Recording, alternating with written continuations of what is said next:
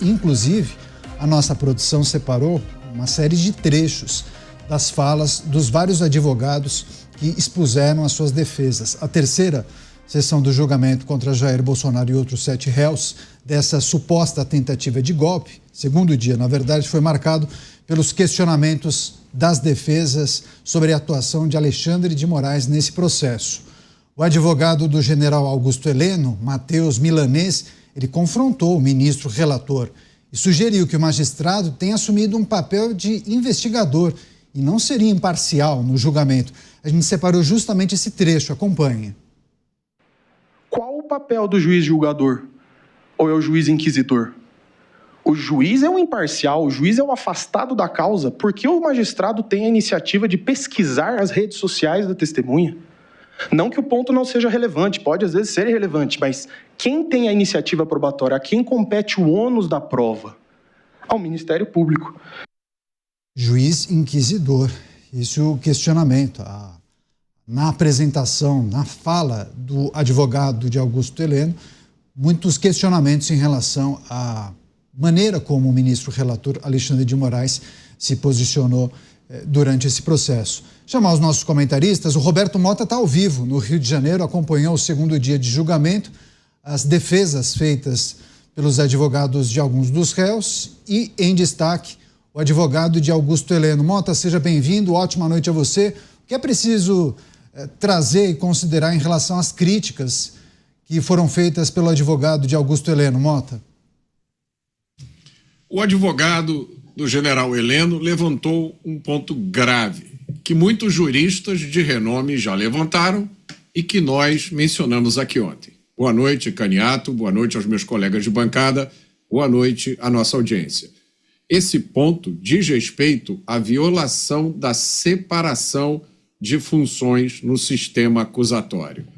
No sistema acusatório em vigor no Brasil, há uma clara separação entre a função persecutória, que é a função de investigar para depois acusar, e de acusar para obter uma condenação.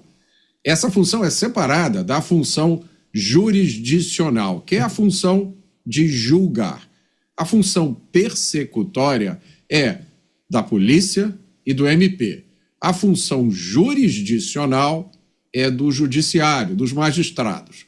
Segundo o advogado do general Heleno, entre outras coisas, por exemplo, o ministro relator teria feito 302 perguntas em um depoimento, enquanto a Procuradoria-Geral da República teria feito 59.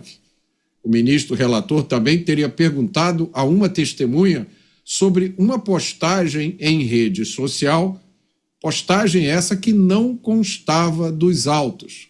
Segundo o advogado do general Heleno, isso demonstra a postura ativa do ministro em investigar testemunhas.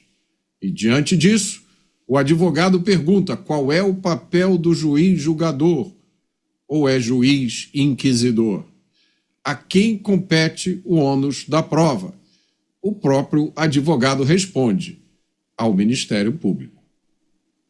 Pois é importante lembrar que depois dessa intervenção que nós trouxemos, o advogado milanês continuou questionando a atuação do ministro Alexandre de Moraes. Vamos acompanhar.